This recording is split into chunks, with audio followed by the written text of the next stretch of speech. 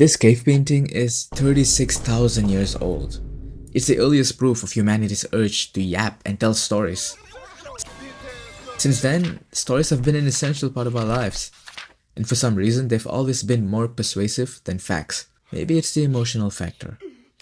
We went from cave paintings to books, films, animes, and TV shows. But what about the future of storytelling?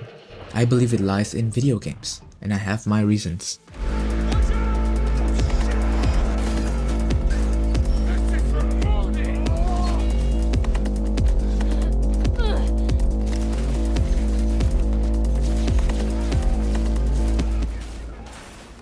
Okay, here's my first point. No other form of media puts you directly in the shoes of the characters on screen like video games. How's it look? Seriously, it's a whole different level of association. Some might argue that movies or TV series can achieve the same effect, but even if they shoot in first-person perspective with inner monologues, you still don't have control over your character's actions. That's the missing link that video games solve. Movies and TV shows can evoke empathy for the characters on screen, and some do it exceptionally well.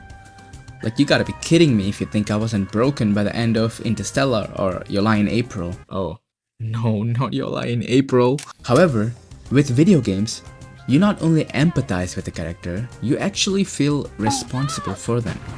Take Detroit Become Human, for instance. This game features 3 main characters whose storylines eventually intersect. It's a prime example of how choices impact outcome, as each decision can lead to drastically different endings.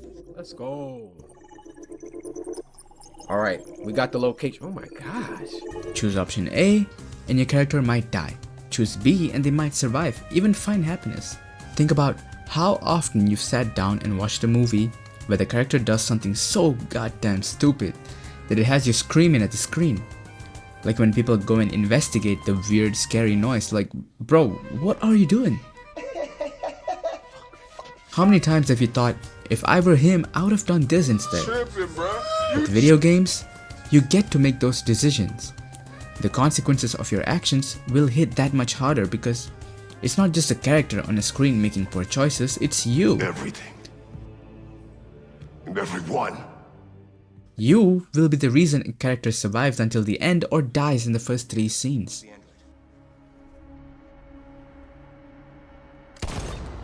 Personally, no movie has ever made me feel like I was responsible for the story's outcome. That's the unique power of video games, and Detroit Become Human is just one example. Let's talk about point number 2. This is Anton Chekhov, and one of his famous quotes are, "Don't tell me the moon is shining, show me the glint of light on broken glass." Essentially saying show, don't tell, as showing requires the viewer to engage and to give a shit in order to understand what the writer is trying to say.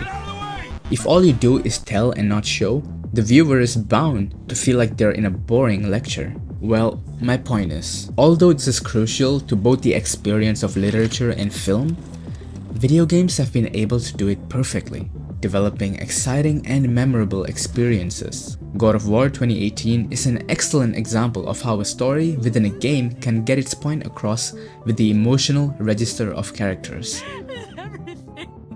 Not told, but felt. You see, Kratos is hard on his son Atreus throughout the game, often dismissive to his feelings, which causes Atreus to think that his father hates him. However, randomly mid-gameplay, while traveling on a boat, Kratos and his son would often chat about things to fill in the silence, and they were discussing about a god that killed his own father. But come on, his own father? I mean, I get angry at you sometimes, but... Do you? I mean, sometimes, yeah, a little. And that was the end of the conversation, and you go on to play the main storyline. Then you come back to the boat to travel again, and Kratos asks this. When are you angry? What? With me. When? Oh, I guess sometimes when you don't think I can do something, but I can. It is not always easy to know what. It's okay, I get it. I'm little. Where's that whetstone, I wonder? Keep in mind, this is a while after the last conversation, like an hour, maybe even a few hours after. Atreus clearly didn't put that much of a thought on when he said, that he gets mad at his dad. He just assumed that it would be something Kratos wouldn't care about and forgot about it. But you can tell Kratos was dwelling on what Atreus said. He clearly values what his son thinks and how he feels. This very subtle dialogue that isn't even forced at the forefront of the player's attention goes to show how Kratos indeed cares about his son, to the point where even the god of war is seemingly distracted.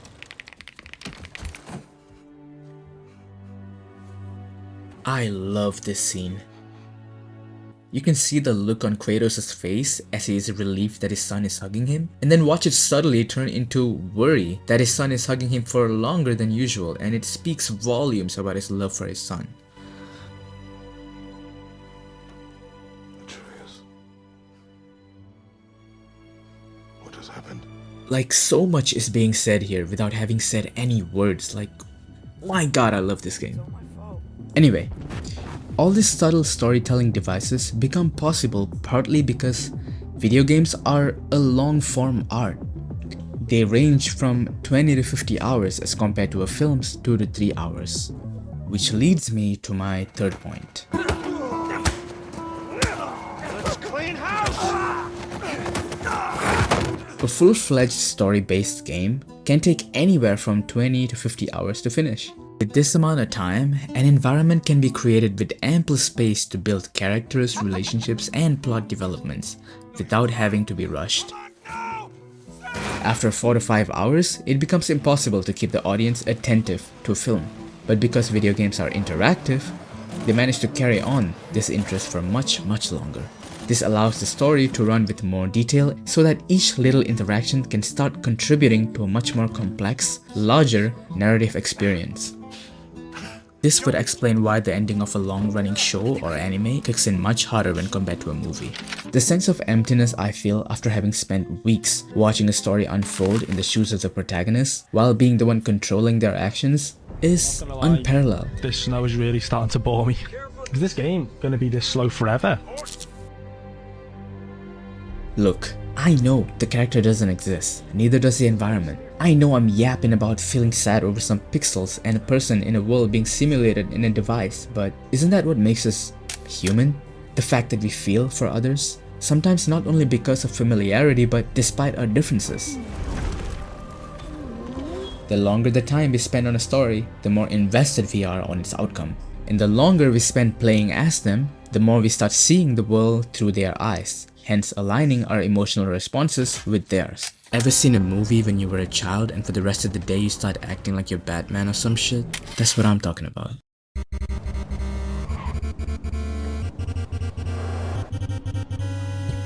And now we can talk about point number 4. Games, especially open world games, have so many things to do that no two players will experience the story the same way. Sure, you can speedrun the game if you want to, but you can also take it rather easy. Do side quests, explore the world, and immerse yourself in the myriad of activities that the game offers. In Red Dead Redemption 2, you can decide to go hunt a deer and then row a boat all the way out to the ocean, or in Cyberpunk 2077, you can go explore the Night City, maybe even work for a fixer, or become a literal fucking ninja.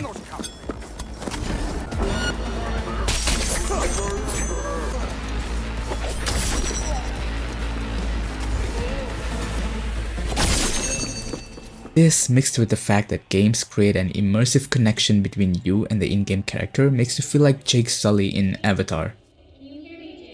Remember this guy? Head down. You go through the character's experiences and in a sense become them. Success, failure, betrayal, and decisions the character makes touch much more deeply because they are, in a sense, the experiences of the players themselves. Speaking of diverse experiences, one of the features that distinguishes video games from films and TV series is that video games are replayable. Obviously, movies are also replayable, but imagine every time you rewatched the movie, the story or the general experience was different. Wouldn't it make it that much more fun to rewatch? It's almost like you're never watching the exact same movie again. A movie or a TV show, no matter how gripping it may be, will always be static. The story unfolds the same way each time, and although this is great for catching details and subtle changes in performance, it's not dynamic enough to keep experiences permanently fresh. Again, I will refer to Detroit Become Human as an example, because the story can literally end in more ways than you can imagine. In one playthrough, the game ends with androids getting their freedom, and in another, the game ends with a type of nuclear bomb. Seriously, if you look up all of its endings on YouTube, you'd never see some of these coming. This is where replayability taps into the joy of discovery, like in The Witcher 3. Each playthrough allows players to uncover new aspects of the game that they might have missed previously, like hidden quests with unique character interactions, and this helps keep the experience fresh and exciting. It's almost like a movie, except every rewatch has some kind of subplot or character arc that you just missed before. Welcome to Earth. And here is my last reason. Games are immersive. Think about it. Movies show you what the director wants you to see, but games, you get to go wherever you want. Think The Legend of Zelda Breath of the Wild. Hyrule's your playground, and every nook and cranny holds something new. Climbing mountains, wandering forests, stumbling upon ancient ruins, it's like you're really there, discovering everything for yourself. And that's not all of it. Movies can make you cry for sure, but games, they can really mess you up when done right. Spending hours with characters like Joel and Ellie in The Last of Us, you laugh with them, you cry with them, you go through it all together. It's like forming a bond that just keeps getting stronger the more you play. If I ever were to lose you, I'd surely lose myself. And don't get me started on the sensory experience. These days, graphically, games are a feast for the senses. Some of these can actually fool your grandma into thinking that it's real life. But the real pinnacle of experience is perhaps virtual reality, and shout out to this guy, cause I didn't think VR would make such a huge difference until I saw him talking about Cyberpunk on VR. But in Cyberpunk, I found myself more invested in the story and just being in utter awe of how good the cutscenes are in VR. Because one thing I love when a game that was made for a flat screen is well modded into VR is that it does not pull punches.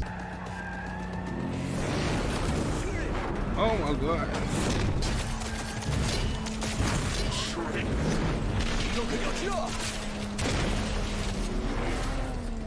Seriously, watch the full video, it's a whole experience and I will link it below in the description. So yeah, video games are not just entertainment, they are experiences.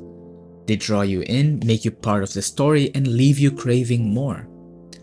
Yet there are those who argue that video games can never surpass films, claiming that films possess more soul while video games are merely products of technological advancement. However, aren't films also products of technological advancement? It's not as if films have existed since the dawn of time. Without advancements in photochemistry and our understanding of physics, films wouldn't exist either. This isn't to downplay the beauty and importance of films. They are a magnificent art form born out of humanity's relentless drive to scientifically advance and improve. Films have changed countless lives and will continue to entertain us. Even today, few things excite me as much as booking a ticket for a movie I've been looking forward to watching. My intention is not to diminish the contributions of our predecessors.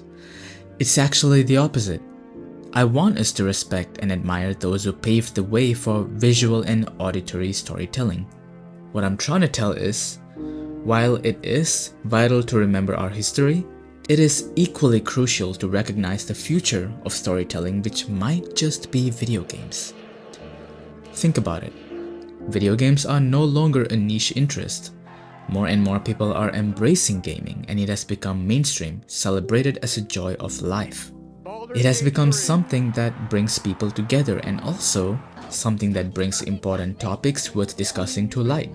In my opinion, video games might just be the best storyteller, capable of crafting experiences that are not just seen or heard but felt and lived.